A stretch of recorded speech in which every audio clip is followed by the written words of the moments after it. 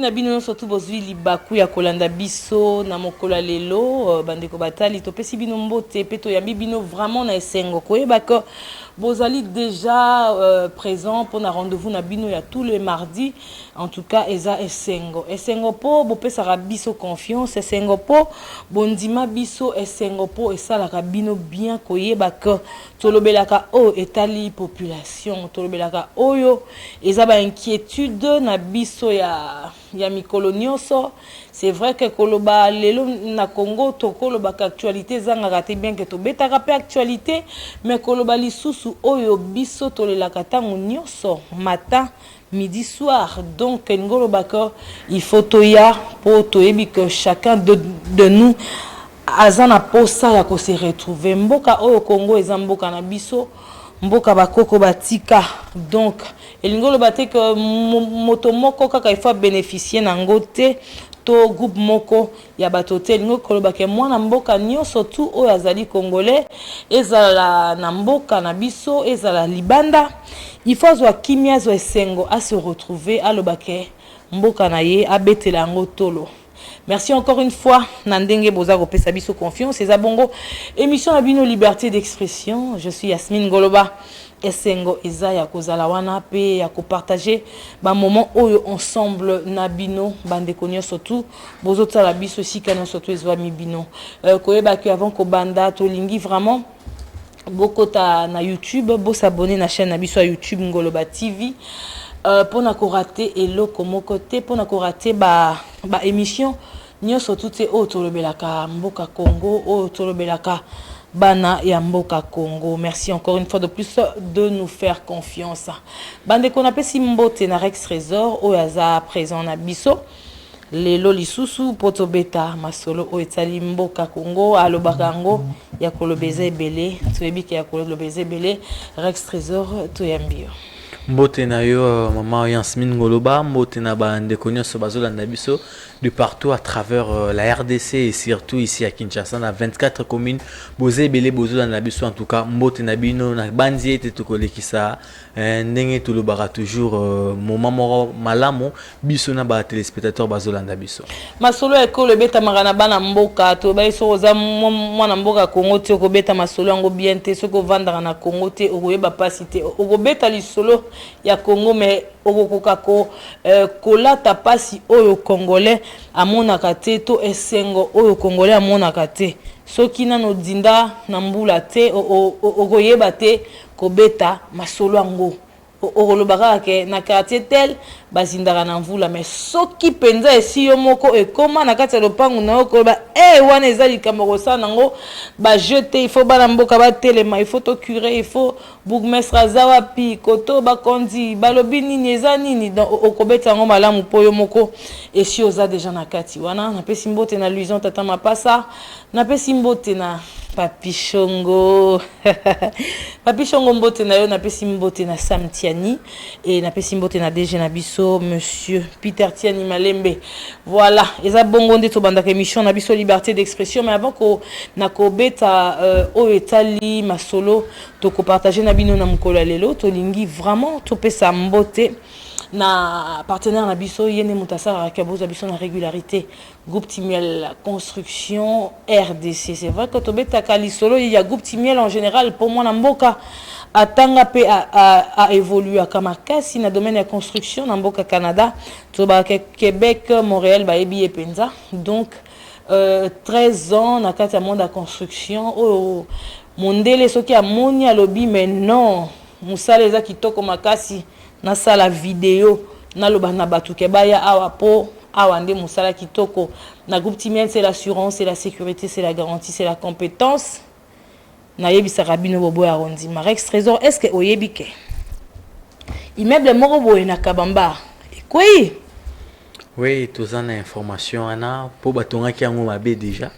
donc zo sala vraiment passer à comment on tout ndeko a dépenser bon ebele tu habiter ces meubles à nani vraiment tu habiter est-ce que c'est un politicien to kaka ya bazobunda mais vraiment ce qui fait très mal c'est voir comment est-ce que mon qui yo zomona mbongo ekei menga na zomona ndenge bache zinga zinga na bango na kati ya insécurité parce que ozoyeba te kokwela nani ekokwela lopango nani bamituka nani ekokwela nani nyonso tu wana eza pasi oyebi mpona nini ekoyaki. Mais déjà il faut baluka ingénieur wana batuni question wana oyebi mpona nini pourquoi parce que ekoyaki mpona nini na Congo totanga bien te surtout nalobaka ngo o médecin architecte bozaka na droit ya copte boza na droit babenga ngo ya branchement te bino bozaka na droit branchement te po soki bomeki nyonso to ekei na nzota mutu soko meki nyonso to ekei na makambo tomoni na kabamba parce que ya kabamba eza ya liboso te donc eleki ata ba 40 ya ba immeuble kokweya elingi olobake bopesa chance na groupe Timiel pour ce qui groupe Timiel aroyebi soko moni sol oyo eko contenir 6 niveaux te na sol oyo photo ke nango na 2 so boy atiki omoni awa so to ke nango boy erreur ezala boy mais so pe a découvert que erreur wana te aroyebi sabino nini ngane mutu na découvert que erreur te na yeli bino garantie okofuta eloko te comme komi boye ngana kopesa 3 ans na ngana na bandelo tongela onda kuto 1 an na ngato 5 ans kozomona siko avantage ya kosala contrat na batu oyo batanga bayebi makambu oyo etali construction Rex Trésor. C'est ça vraiment l'avantage ya ko travailler na bana mboka et surtout que l'état il faut être la paix bateau bazo évoluer dans secteur wana ya ko bita vraiment c'était ndenge au-dessus ko loba banani batonga ka banda ba architecte nani babimaka comment est-ce qu'on délivre le diplôme tout ça il faut vraiment avoir une idée sur cette faisabilité là et coup de chapeau na groupe Timiel construction bango en tout cas baza wana pona kosunga bandeko batonga bandaku na lolenge longobani et en plus ce qui mythique encore c'est la garantie. Donc, à Tony Lionda coupé à PC garantie. Voilà, en tout cas, ça vraiment à quoi encourager, mais surtout qui basent à Congolais. On rappelle sur ce plateau, ce ne sont pas des Chinois, ce ne sont pas des Indiens, mais ce sont les d'une fils de ces pays. En tout cas, coup de chapeau. Merci Rex Trésor, groupe Timiel, les Congolais de père et de mère. Et puis, ils sont très compétents. De père et de mère, vraiment. Là, c'est assuré. Papi Chongo pe sabiso bilili ya mwana mboka Pati Koukas ensemble na groupe Timiel Construction RDC. Bon temps tokozonga tobeta siko masolo oyo etali émission aux libertés d'expression.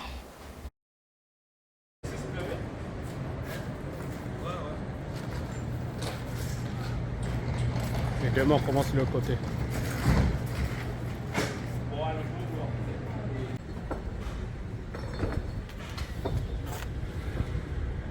Mercredi les 2 octobre.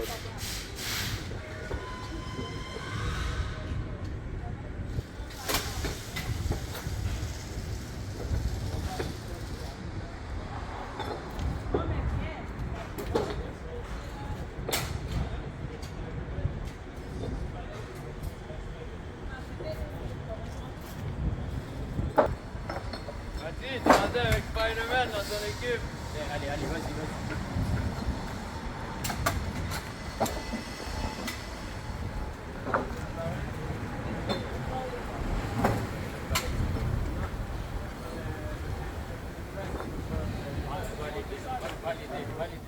Voilà, merci à toi Papi Chongo, ça c'était groupe Timiel Construction.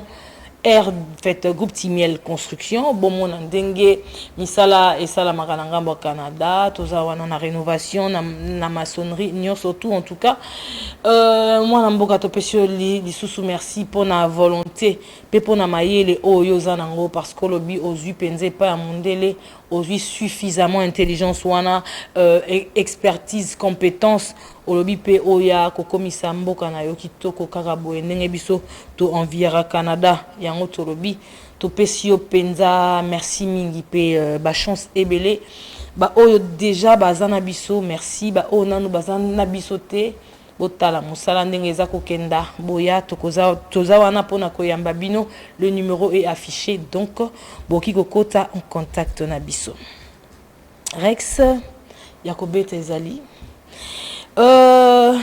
dernièrement natunaki pona nini tango ba auditionnaka une personne bakangiye bazo auditionner ba filmaka natunaki yango c'était je crois mardi passé nabi ba filmaka pourquoi bafilmaka mpo na buzz, bafilmaka mpo balingi toyeba ke mutu yango mutu azali na kati ya sala azo auditionne mutu.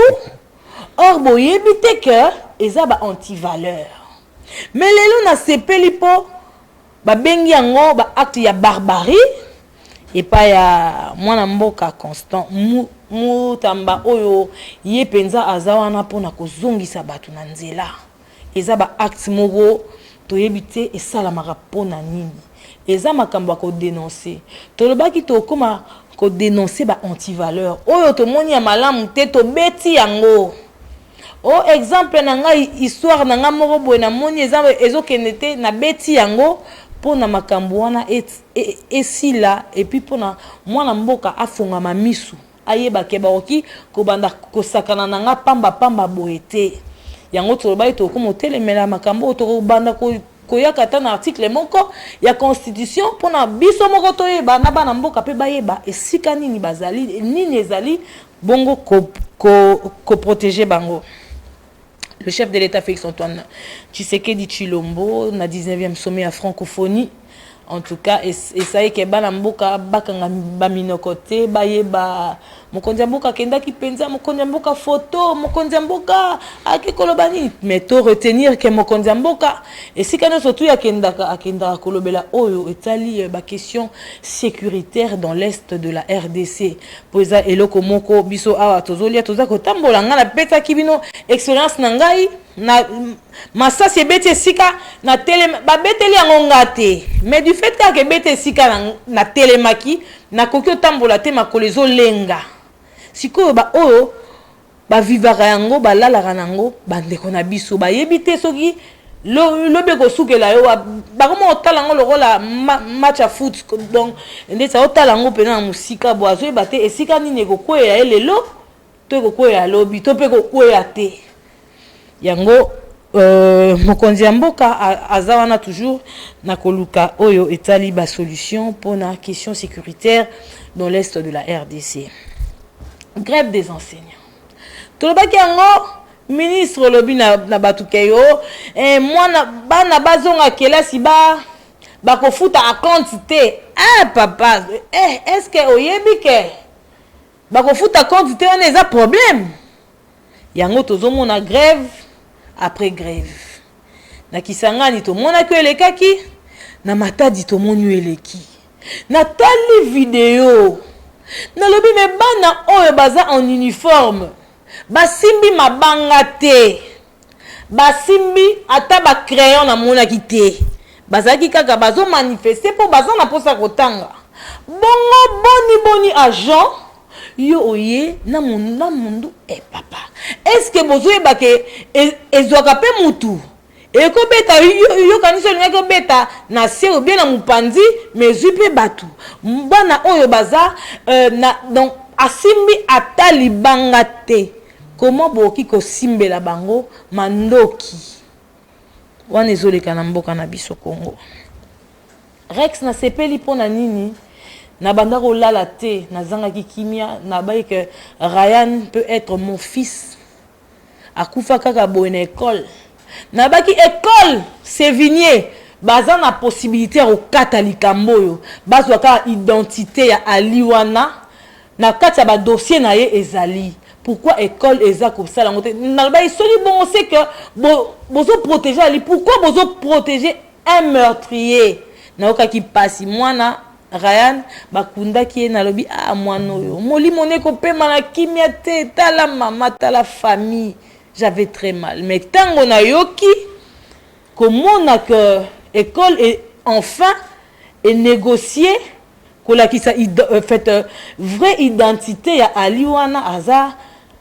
na moi ya 14 ans te donc ngolo baka ngape na zu moi soulagement kolobaka molimo ya Ryan ya mwana na biso akendaki c'est vrai que ça kia kozonga te mais au moins eza un soulagement moko pona libota na ye tolali tolamuki na RDC biso tolala tolamukaka tant tolali tolamuki to mona ba information journaliste particulier local abakangi siko na zotala ndenge bakangela kiye na ndaku na ebite bayaki bakangaki ye bongo ndeti mpo ya nini ndako na ye bapandi yango bongo mpo baluka ye abatamaki na nsima ya barido oyo bakende abatamaki na kati ya mur yango bapanzaki donc ntina tali na retali nazoyeba te comment une personne ndeti na baniveau.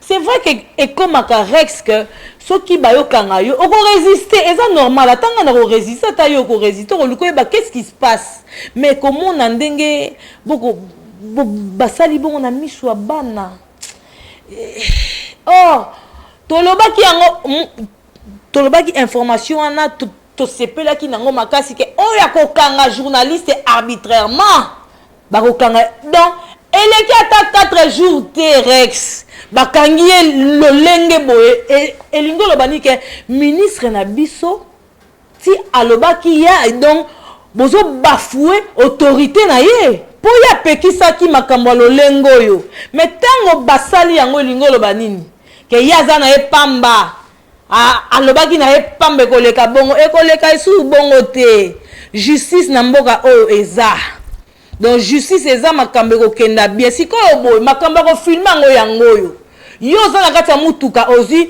journaliste ofilme epe aza loka azoyoka ndeti pema mokuse bozo filme boye mpo boganye nini mpo tocomprendre ke yo moto akokanga ye mpo na mais bato bakoma ntina niveau ya boye rex tobandi nona oyo.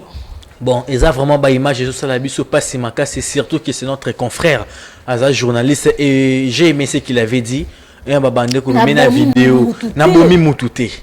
Donc il n'a tué personne. Pourquoi subir cette humiliation? Ouais, en plus de cela, il y a humiliation. Donc c'est de la barbarie bateau bakine ko kanga en tout cas ba commettre ba acte c'est la barbarie. Ce sont de barbares. Excusez-moi de dire cela, mais ce sont des barbares. Comment est-ce que Tindi, et même son arrestation, est-ce que c'était un crime? Oui, barbarie. Oui, exactement. Ce sont des barbares. Rendre compte. Ce sont des barbares et bakokangama. Et ce qui m'étonne, est-ce que Patrick Lokala, c'est quelqu'un qui devait fuir le pays? Arme pété. Et comment est-ce qu'on l'a arrêté? On a essayé de récolter toutes les informations. Moi, c'est nae akende kotika moi na bangwa liboso na école. Ake kotika na école na kozo ngazo nga ndaku amoni mutu moko boya telemi wana na pistolet arme GP. Alors à tourner Patrick Lokala azawa puis tout ça. Et sa femme n'avait rien répondu. À côté Nandaku, déjà Zaki Nandaku, il a constaté qu'il y avait un mouvement suspect au niveau de la maison, au niveau de la parcelle et même aux environs. Et à Twitter qui sur ça, à Twitter qui a informé qu'en tout cas, ils se sentir en insécurité. Et quelques heures après, Tomoni vidéo est circulée dans les réseaux sociaux. Comment est-ce qu'il a été arrêté et conduit Manu Militari? On ne sait pas pourquoi ça. Est-ce que c'était prémédité? Et qui a porté plainte contre Patrick Lokala? On a vu le journaliste de Top Congo, Christian Lusako, a porté plainte, et à chaud a tweeté depuis l'Europe que ce n'est pas lui, certes, a porté plainte contre 3 journalistes, Patrick Lokala en fait partie, mais ce n'est pas en tout cas lui qui a fait en sorte que cette fois-ci on puisse arrêter notre confrère. Et surtout arrestation Wana, c'est ce qui nous énerve. Il pouvait être convoqué. Pourquoi l'invitation? Plainte, bon, en tout cas, dans le bango chokoma, ce qu'on porte plainte, va comprendre que on porte plainte pour Wangani. Pourquoi? Bon, tu es invité. Attends, affaire à Mamba TikTok. Oui, on a vu. Après,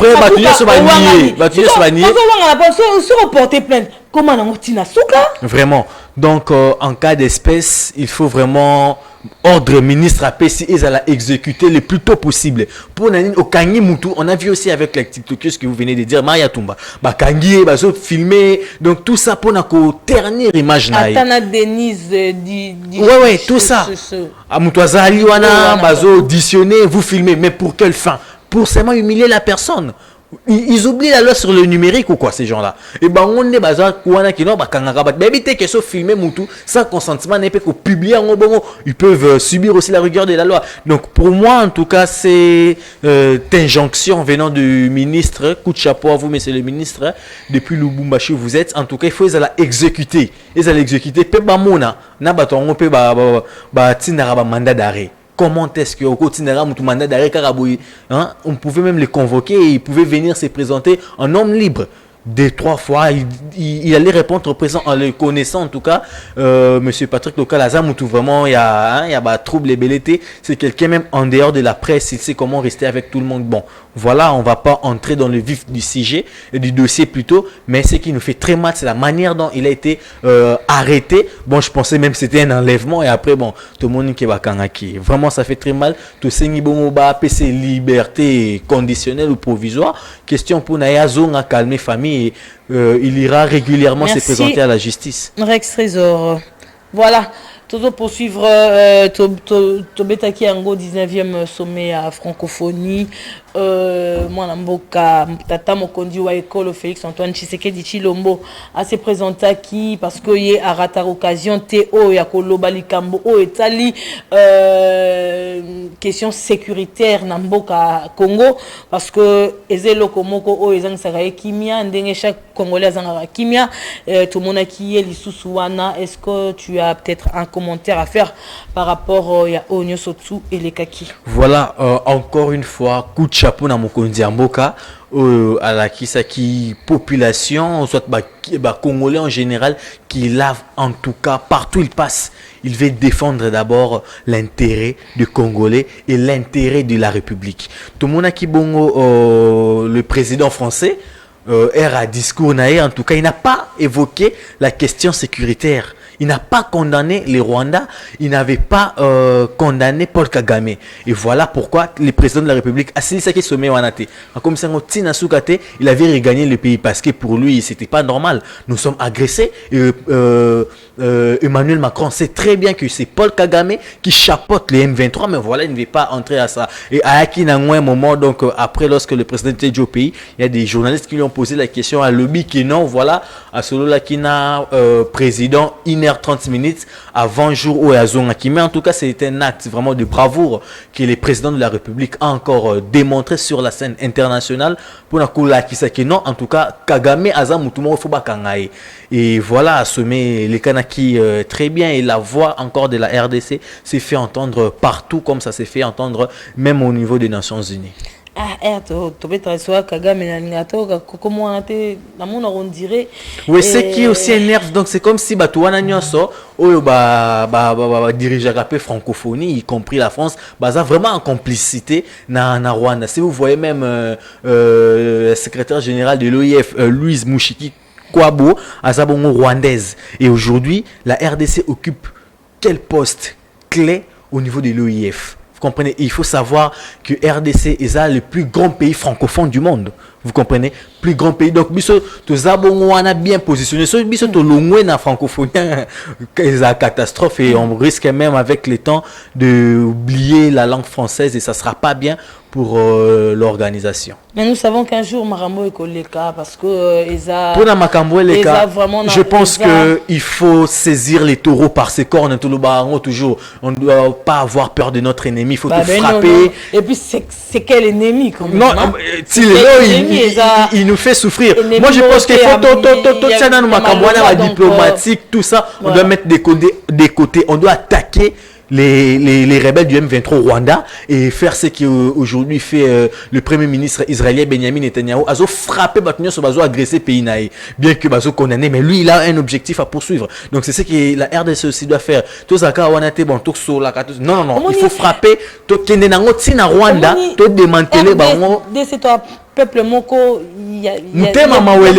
voilà donc toi na motema moko boy to sala mutma bete to ko bengana batu pa na bisote to kara to tikela batu baza na bango à l'aise or bango peut-être batu oyo bozo kotela oyo bozo ils en profitent de notre générosité voilà donc on a ko frapper biso. Le congolais c'est un peuple ezana na générosité moko na mona peuple a beauté siko batu bakanisa moni quand une personne est tellement bien que era ça bon quand on dirait au fait on est là ouais nzo keza ndenge na ye aza na bonté moko boya aza bande mosko yozo kanisa kozala na ye bongo et comme si zoba et comme si est faible, or ce n'est pas le cas. Donc et ça même histoire, oh il y a même histoire tu vivras dans toi tellement bien que mais ça doit s'arrêter. Voilà. Cette fois-ci, ça doit s'arrêter et continuer sous sinon on va vivre éternellement avec la guerre à l'est de la RDC. Et ce n'est pas bien. Nos femmes, nos mamans sont violées du jour au lendemain.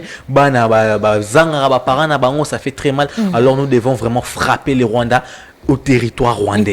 Fait changer. Il faut tomber comme on fait le président israélien Benjamin Netanyahu. Quand une personne a sali au Mabé, bon, c'est vrai que bater à la biso en côté que sera bazon sera mabé na mabete mais et comme que quand aussi une personne a ça la coca mabé il faut imposer la suprématie. Non makambo rozala malamu ekoki makambo yako limbisa pe et surtout que biso to bandaka te voilà to bandaka mabete on nous attaque et on doit répliquer donc vraiment voilà yango wana ezaki bongo actualité toza ko continuer bandeko tobeta lisolo ya oyo ezoleka na kati enseignement grève nga nazo betela yo lisolo ya grève na Kisangani na beto lisolo ya grève na Matadi yo lobi mais kutu grève yo po bakisi yo ya yo lingolo bak donc toza ko kenda grève après grève komika lo wa sitine oyo soke sili sitine mususu soke sili oya nani boye koti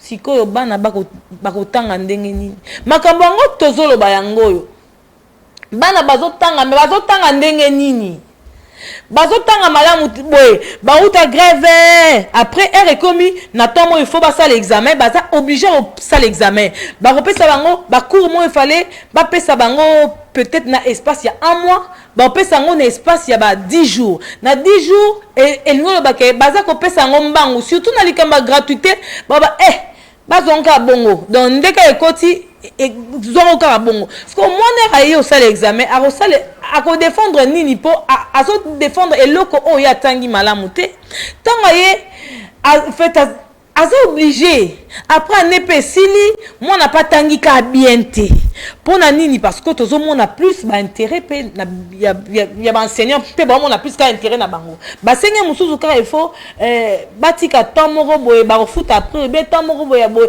salaire qui tamuke mais bango pe balingi te siko lelo to comment vivre grève après grève bana babandi classe kalate mais tout le bac batangi presque pas vraiment bana et puis il faut pas qu'il y ait un interro général la bango première période ba resala ndenge au moment où baza na grève après grève.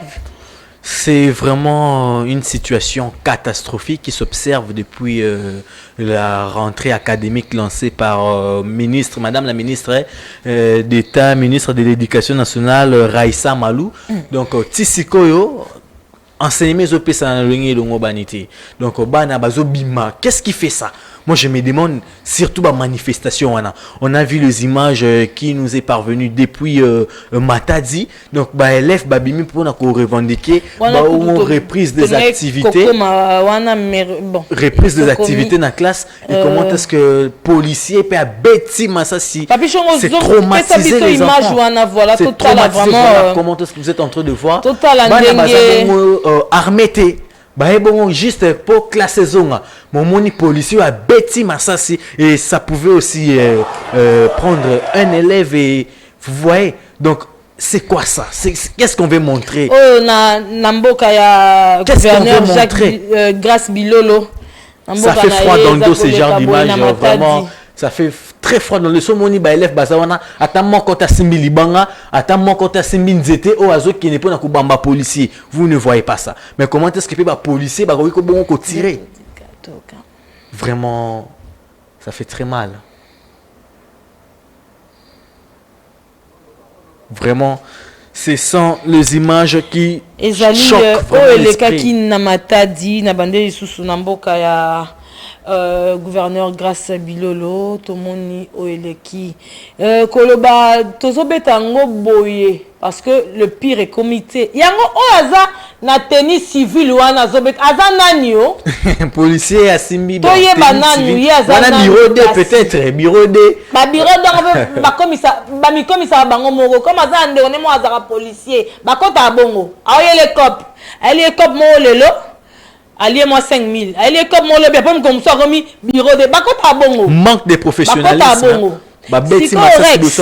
s'il vous plaît madame Yassine attends na ko bungisa idée nanga na makambu oyo batu bakufa nango une amie à moi no rappelé son fils akufa na kati ya lopangu na bango azara na balabala te makambo makambo bitumba boya bakulu na ba policier le kana balabala ye ezaka mukola ba résultat na ayeba tate kazwa avant na kati ya lopangu masasi ebeta na libanda balle perdue et kota et boma sur place makambo boye fleur à moi na papa Jules akosomba sucre ak moi na outil classe akosomba sucre na 12 heures akutani na bitumba ya bakulu na police yazane na boutique asomba sucre balle perdue et zu mwana na cerveau akufi sur place makambo yango yango nani alobara na bango que soki bana mikiebo sans défense baza en uniforme asimbi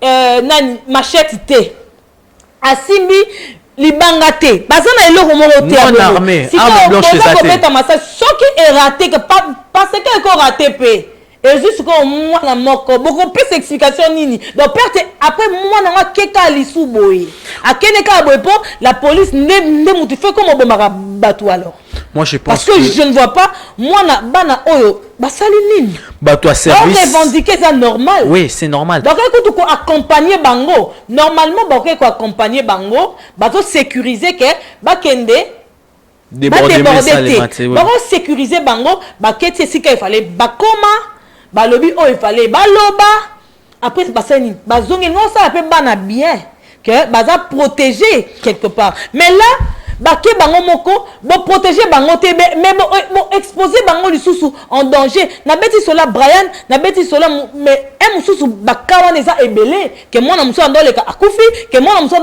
makambango yangoyo moi bana o basana défense. C'est comme si bah, tu es belé à service de sécurité, il y a une minorité qui font correctement leur travail, mais en tout cas bah tu nous sur le service de sécurité, bah ça bon peut-être pour ternir l'image à chef de l'État. Parce que lorsqu'on élève mon Koufa, on a n'importe quoi, tu sais qu'il est tellement à Koufi. Alors que le président de la République travaille jour et nuit pour assurer la sécurité de chaque citoyen. Mais na ba image o bato nyoso eza bato akokanga bango na mto abeta ki masasi na bato ba pesa ki ordre bazaki wana ils doivent être arrêtés, ils doivent subir la rigueur de la loi parce que ça fait mal. N'a pas fait exemple monsieur qu'est-ce qu'il pouvait faire de manière professionnelle bon ko encadrer bango pe ba beja ta 4 élèves ba moni bongo au moins mon kondi ba soli et après ba olobaki non on a causé avec l'autorité à rassurer biso et ba zongi si bango ba créer juste bouclier donc ceux qui bazaki ta même 10 policiers c'est facile à contenir cette foule. Normalement bana oyo bazan baeka na la posani bayoka bango ezaki bongo but eza bongo but eza que to kei bayoka biso makambo oyo esila bapesa moi délai moko boye ezaki bongo sûrement but nango mais là dire que et comme atina niveau yo parce que bana wana monsieur on a tenu na a tenu na o simbi armé mais moi je pense que na bana o bazana bazo avancer moko écoute on les avant aleki azana eloko mo tema be aleki na ye azana pour ça bakende kaka mais il pouvait bien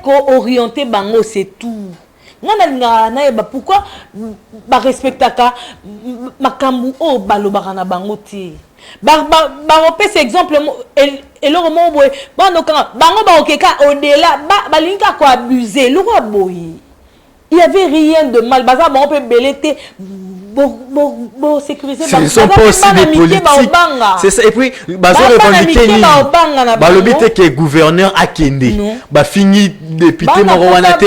Baza na posa bazo na classe. Pour peut-être ba fouti ba frère ba futsomi ba uniforme ba parents ba bundi pour ba soma ba kae ba sak ba na batanga pour lobby. Ba on peut boza ba cadre à la police. Lobby mususu pe ba obi ba gouverneur donc voilà et bazo senga kaka kino bazo na batanga pour bazwa maele ya kokonza mboka. La jeunesse en tout cas c'est l'avenir, c'est l'espoir de demain. Mais ba jeune ngo ba élève wana bozo beta bango masasi. Imaginez ni bozo inculquer bango ya police. Kala ye pela moni kala Imaginez ni bozo inculquer bango ya police. Ye rambo che mundu ki likolo azo kita pena zo kitsa mu Congo donc ye penza ko dans ce ya lobby donc na yebi nanga te mutao chapeauter le roi ya zati. Mais bana wana soki ata boepe e koza ba les yeux mais na ko kima wana ba ko kwe musupe ba nyati. Et surtout qu'ils sont fragiles. Et belé baza fragile. Bah quand y a tapé boy, akangami pema ou bien azoki, bon comme il a sûrement que l'homme au pesa qui bongo ya bongo. En tout cas na kondi mate que ba keka boy mutazoka était sûrement ce tobi to landela ngo to ka mora zoka ki que mora musa se retrouva ki na hôpital pour na pema mora sala ki makamba boy bana batu bana boy. Na moni mwana mo asimba ta crayon te awa. Do ba sak na bango na mu Congo. Mais na ebité tina niveau oyo. Voilà, Madame Raissa Malo, ministre d'État, ministre de l'Éducation nationale, en tout cas, Talaba Imajo Yobana Babimi, pour n'aba loba juste que non classe saison à tobo tika nanda ko ba parents ba préparer rentrée scolaire mais depuis loba qui rentrée scolaire voilà totalité ouais totalité batangité ba oti vacances classe saison mais bazo tangate bazo exiger kaka reprise il y a activité scolaire et ça kaka na maternité ça se fait partout même ici à Kinshasa même au niveau de Kisangani qui est chef-lieu de la province de Chopo nous avons vu les images un peu partout en tout cas et ça la passe mingi on aurait appris que le dimanche 6 octobre ministre Azaki Bongona délégation ba syndicat ba enseignants ils à la côté et à école basango ba solula qui peut ba lobby bongo qui non ba ko lever grève pour classe ezoma ils la rara ko lobate pe bazala ndenge bango ba comme ba yebi ke ba futaka bango ba nofta bango mbongo moko ya belé kala lelo ba longola te oh boko longola bozo aider ba nebelé bano yo bazana kata gratuité o baza combien bozo sunga bango bino bolingi soyi baloba ke salaire na bino 1000 ba kitisa te tozala pe na bolingo tozala na bolingo ke bako kitelanga 200 c'est vrai que nazana ba calcul belé nazana makambe belé o sala oui mais pour na mboka langa po na sunga pe batu mususu na ndima mais makambo ngo parce que bafuta na banka bino toyebi na biso bafutaka bino mais siko bokomisa ngo lokola bango za majoration il faut ba salaire bana batanga te pona bango bazwa salaire kaka ndenge ezalaki mais mo pe boy tozaka mite ya malamu mais je pense pas est-ce que na époque ya Tony Mwamba ba image pe ezalaki si ça n'existait pas voilà madame la ministre non bana série wana babanda revendiquer te bana ya lelo bazo revendiquer et ça le kaka université et ça ba université mususu le roi atana ba ifasik awa ba revendiquer te ba bimanga bango te et pas bango ya bango zaka le oui et amen mais ça na mususu ba baketoko bima omoni donc on fait zapper année au ya toni moi bana bazaki na ba mona on va seulement payer ou bien on reste à la maison est-ce que grève ezaki makasi le quoi lelo pesa laki mais lelo nde ba habiter tobima ma besi ko nde yango wana donc ezalika ma ministre tel te ministre tel te ezalika mukendenge comme lelo bana lelo nde balobi babima po bazana posa ya kotanga. Bon, voilà aujourd'hui du jour au lendemain babet la biso masolo que Bidjambo ke mati et komi boelongo et komi 16 milliards et komi en tout cas Bidjango zo mata mais ba salarié ba fonctionnaire ba futa mandenge nini et mususu pour mona que non les enseignants veulent aussi avoir non moi conditions de vie morboué permettre bango conditions de vie et le mobani tema malamu que ya koyeba ke oza salaire na yo muso moi 100 wana ezako aider ata 10 élèves batanga ofele mabeza wapi. Mais 100 wana ya ko vivre ndenge nini? Il y a l'argent, ce n'est pas l'argent qui manque, il y a l'argent. Ne me dis pas que aozo santé. Ba comme attendre ba 600 ans ba 800 oui. Na ba enseignant ba collège ba lycée ben oui. Balingi siko donc $800 par mois. Voilà peut-être n'a pas privé école il y a l'état. En tout cas $800 bon. On sera sur terrain, c'est ça l'avantage de la liberté d'expression. Mais toyebi.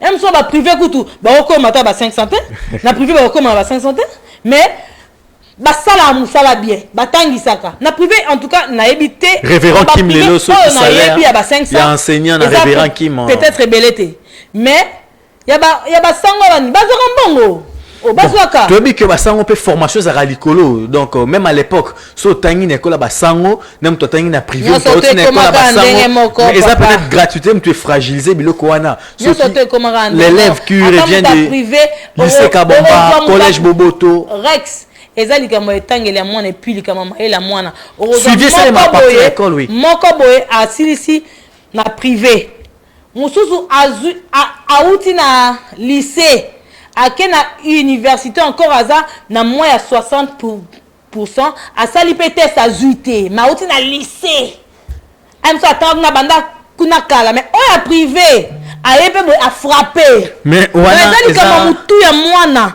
ezali kama mayele ya mwana ezali kama mutu ya lycée na collège ezaka kala mais lelo koma parents mutu mso alongoli mwana peut-être en collège pour na grève abi ake na privé na gratuité surtout oui aumela te banofana nani takende et comment nango ezaka sous au collège bana tangisa bana kalemisa non mais lelo baloréal lelo ba bango soit ba collège te non.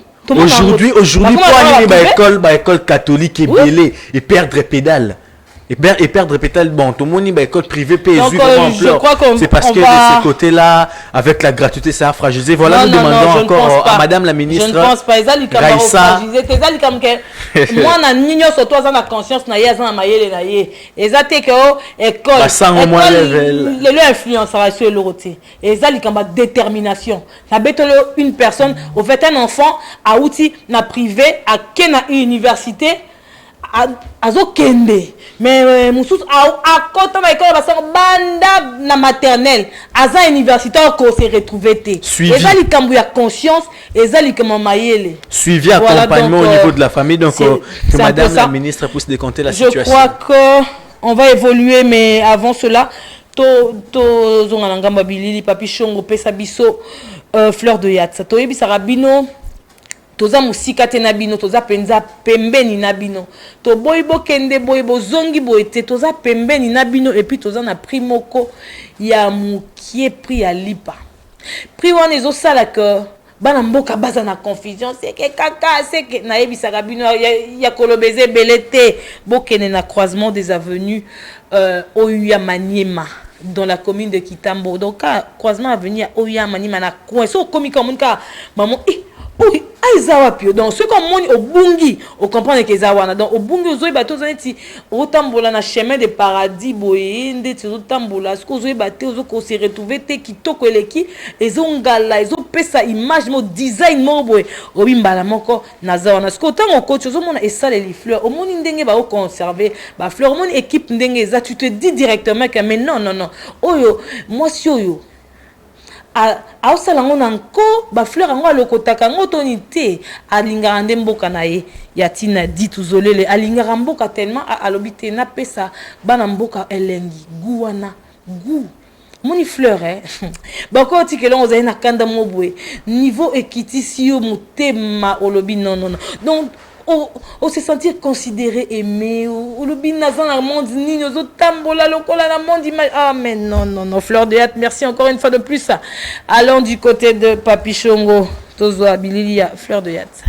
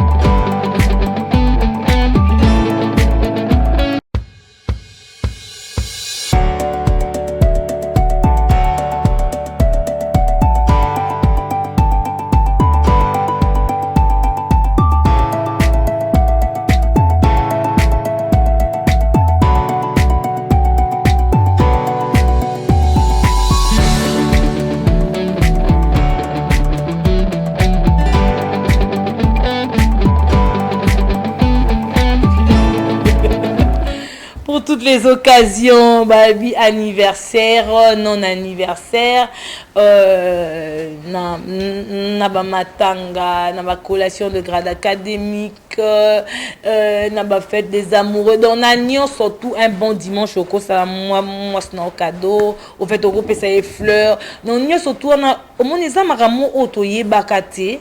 Mais les lots biango qui les lots et même les bisous makambo au comprendre directement que mentalité peut avoir congolais changer avec non qu'il na fleur wapi mais les leurs et bon penanga ba pesa na fleur té donc moi c'est comment luka ba pesa ya ta fleur moi papa pe au meleka rose rouge obi papa rose rouge aux yeux batelo que sali on a surtout grâce à Yatine dit tous olélé. Maman Fololo, merci pour Fleur de Yata. Encore une fois de plus, nous sommes au croisement des avenues Oyuyamanyema dans la commune de Kitambo, donc plus proche de la population. Toza wananabino, tolia kanabino, tozolam kanabino, na priya lipa, primoko, oyo moko tango. Ozo pesa mutobi ndenge ya muto amemeni loko asombi yango combien donc yo moko somi tout nanzoka asombi on a primoko abordable et pas ya Fleur de Yata. Voilà, tout ça qu'on continue bandeko. Tobeta lisolo, tolobaki yango dernièrement en tout cas surtout ngai na oka ki pasi makasi. Nga soki eloko moko ekomelinga et pona mwana pona ba jeune na monara na métier na place que a cause à la mwana nanga. À cause de la leki nanga à koki cause la bon c'est vrai que na za leki te mais na roba que à cause de la mwana nanga ou leki nanga kaka na mitié na place wana on a vu tout ce qui s'était passé na yaki awa na lobby madame de Sévigné na yebi école wana malam bana nanga batanga kuna 3 ans na oya bandal basisa kuna na yebi mukolo nango apesanga cours na Masamba sur Willy Bakonga. Azara professeur nanga na Masamba, après a commis promoteur, il y a Sévigné, bana nanga batanga kuna bazwa diplôme kuna na ba grande distinction na yebi école wana, na yebi yango malamu. Pona nini boye pas ces alaki pourquoi to landeli oya lobi boye après je me suis dit et loko etika les ara école et là qui ça ba dossier et là qui ça va dossier il y a Ali wana to mona au moins identité naie parce que dire tant que moni muturex hein et au sale loura mabe si ko za pas à l'aise na niveau za la à l'aise aza makila na ye na ba chemise poche katani mais aza na remorté amoni mso ezaka zo bangata ce que za na remorté fa na pas à l'aise boye on dit azo budenga bi mwana ko za na 10 ans Rex na plateau lobi mama kola rambangu na ebisio papa oh asa mundele nga baza mundele taza africain ya poso pembe koloba nanga te kaza mundele ka kola ramala bolimbisa nga bande comme so bokoyo ka kanda na maloba nanga kanda ya pasi ya kobungisa mwana na bi Rex taza moto mwindu sikoyo ali asa lise yeko sala lise wana na binzambe bakisa ata 2 ans. Si vous avez 14 ans, comme attend à 16 ans. Si vous avez 12 ans, comme attend à 14 ans. Tu comprends que la famille n'est pas écossais qui âge. Balobi a 12 ans et tout. Mais en fin de compte, merci, gloire à Dieu. Tu es que Aliwana a 14 ans. C'est vrai que Ryan est parti. Si vous avez la photo à Ryan, un enfant innocent. Attends la photo, mon que c'était un enfant de Timor. Alors, milité. Azaneti innocent moi na bato kenda ka bo gloire à Dieu et ses salami mais na sepelinga na sepeli makasi bandeko na ko ça la jeune prière kaka po ali wana akoma na 14 ans abaki sata 15 ans comme 16 ans pour au moni boé c'est vrai que ba ozong ça moi na té mais koyeba au moins que Ali aza école il fallait négocier boé bandaka là basungi population de famille na elinga ko kosa na ndenge bakosaki bako ya pe basa école benzoka ba ebite que c'est école ya boss po en tout cas mko na ngala ranzala te siko donc boyele nini po il pas monique moi nananga et comme il appelle moi nananga et comme il appelle koko nanga donc ezé le moko rex na ben on partage on a yo parce que yo oloba ki mindele bakola rambangu mbangu. Voilà. Nous disons chaque fois que c'est la justice qui élève une nation. Si la justice, en tout cas, est salémi pour Ryan, en tout cas, la famille sera un tout petit peu consolée. On sait que ça fait très mal de perdre un fils. Moi, qui n'a écouté et après, Mouningane a poignardé, a confié. Tout le monde qui d'ailleurs même, je vais compléter une information ici. Moutoua qui s'est présenté Bongo pour la première fois, c'était pas sa maman. C'était sa tante, l'information ouais. Nous est parvenue que c'était sa tante. Peu importe. Ayebi, voilà. Ayebi, on les désantenne. Vendredi, OEP procès continuer et c'est le vendredi que sa maman sera là. C'est vendredi, on pense que on va dépêcher notre équipe sur place pour avoir quelques informations sur place. Et ça l'a vraiment passé, donc on pense que à lire Makambo et Okende, vraiment sentence et Kwea. Puis moi, Nasaki Mabe, Ali, il va subir la rigueur de la loi. Certes, Bango, Basabongo en conflit dans la loi parce que c'est encore un mineur. Tout le monde qui on a vu par les apparences, un mineur, le gars qui a parti à 14 ans a subir peine. Oui, mais il reste un mineur. Mais oui, mais a subir au moins peine. Oui, oui. Un mineur na confusion pour dire encore non. Arobi ma papa wana ceux qui Azaki nassé à 14 ans ceux qui Azaki nassé à 14 ans il n'allait pas purger sa peine, il n'allait jamais purger sa peine. Famille Engaye Bandeni Kosula na famille Moussousouba mais un peu qu'on dédommagé et ça allait prendre fin là. Vous comprenez? Et vu qu'il a 14 ans, bon voilà, école est démontrée noir sur blanc qu'il a 14 ans. Et je pense que ça sera appliqué dans le procès à le vendredi. Bakolo que non, toujours ça mais c'est si koyo loko là moi na azabongo na 14 ans et le juge dira les droits et il y aura vraiment justice pour Ryan.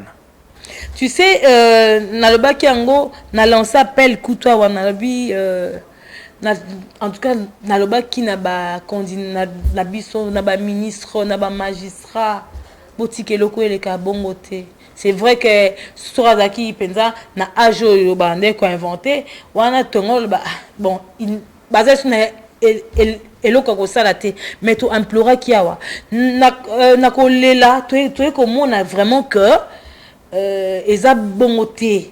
Donc pour nanga c'est vrai que l'enfant a osé souster, mais quand même il a un ouf à soulagement dire que une personne a salakanga mabe à l'elisaka famille peine penza et kangi. Peut-être les autres peuvent dire que Aza n'a pas sa pembe va influencer Makambouane za c'est Makambouane za justice c'était la raposauté justice c'était la raté il a commis ce meurtre ici il sera condamné ici ce qui a moni que za clarté akoya à côté les melayango akoya à côté les melayango yango ndemte comme pia biso donc ndenga comme sepela la justice na biso et comme pesa biso esengo et comme pesa biso esengo esengo loba que lelo que mboko na biso que bien que ce que meki ozana loi et Rolanda. En tout cas, pour ces personnes-là qui nous appellent, c'est mieux de nous écrire. Hein. Le numéro wana eza na WhatsApp, boki ko komenabiso na WhatsApp toko tanga yango. Je sais que cette affaire fait couler encre et salive au sein des téléspectateurs qui nous suivent. Ils sont impatients d'entrer en contact avec nous. Voilà, ba komenabiso et on les verra comment est-ce que nous pouvons répondre à leur message.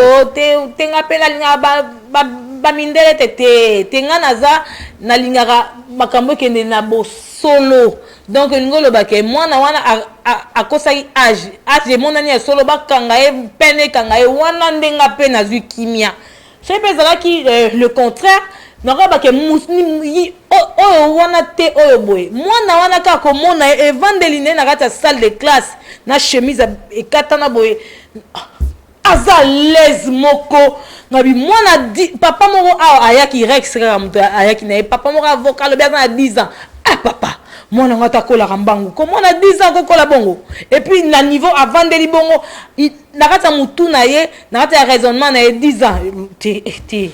Voilà, sur cette affaire, tout le monde a processus, condamnation, qu'est-ce qu'on peut tirer de ça? Laissons Nico Bima na histoire.